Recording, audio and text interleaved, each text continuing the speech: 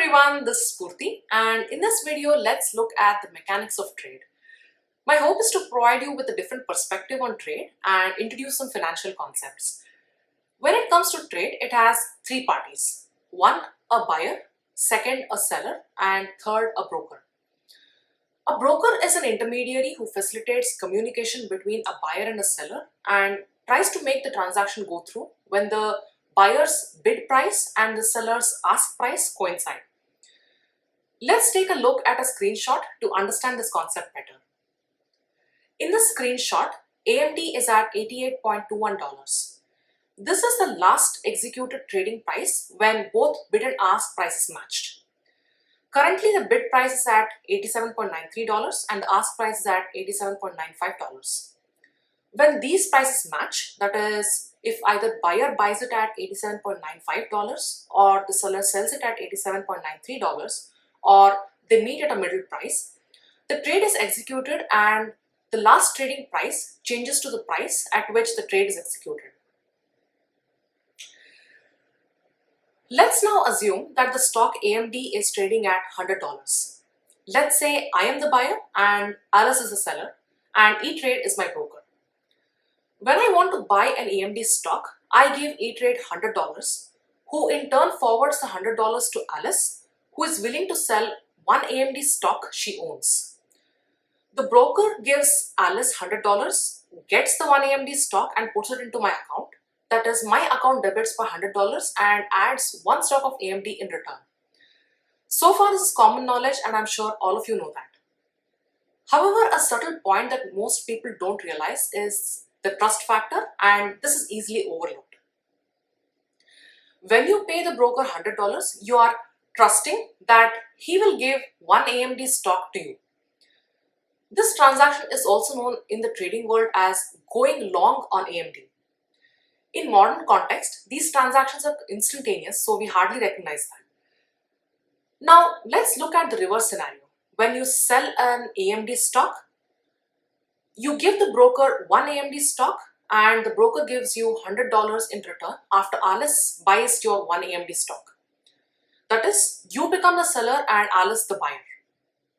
You are trusting that the broker will give you $100 in exchange for one AMD stock you give, and Alice trusts the broker to receive one AMD stock for the $100 she pays.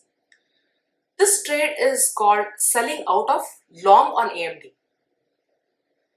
There is a third type of trade, a less prevalent kind, where you don't have the stock and you sell the stock.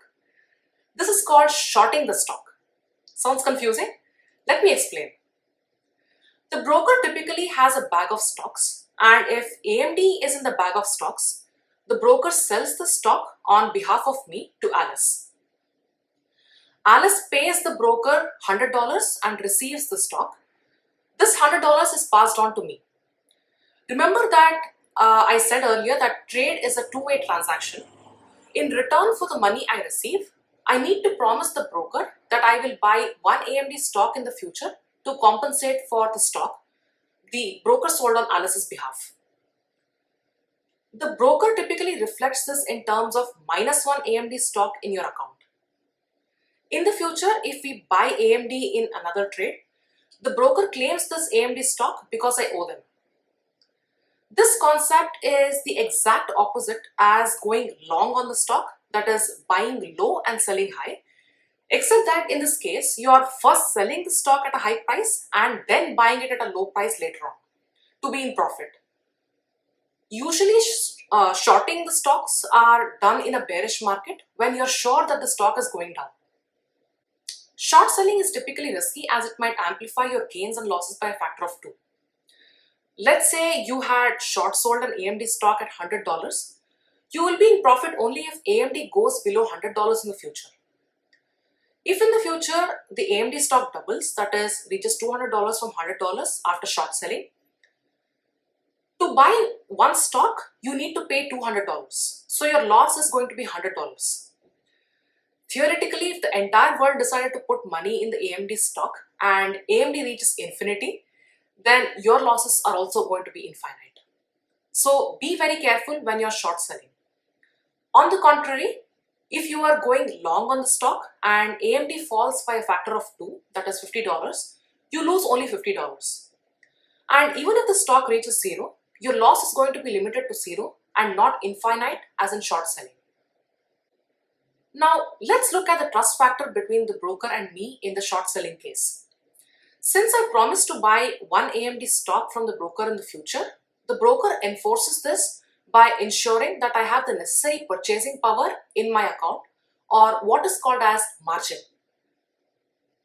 Typically, it requires a certain percentage of investment blocked from your purchasing power, and it varies with each broker and each stock. Say if it were 50% in this case, I would need to show funds of $150 for the broker to initiate shorting of the stock. A fancier term for margin in the financial world is counterparty risk. So, just as a recap, we talked about a broker, what is meant by going long on a stock, what is meant by selling out of long positions, and short selling of a stock. Let me know what you think and post your questions in the comment sections below. If you like this video, don't forget to like, share and subscribe, and hit the bell icon for more videos on financial literacy. Thanks for joining me today, and I'll see you all in my next video. Bye-bye.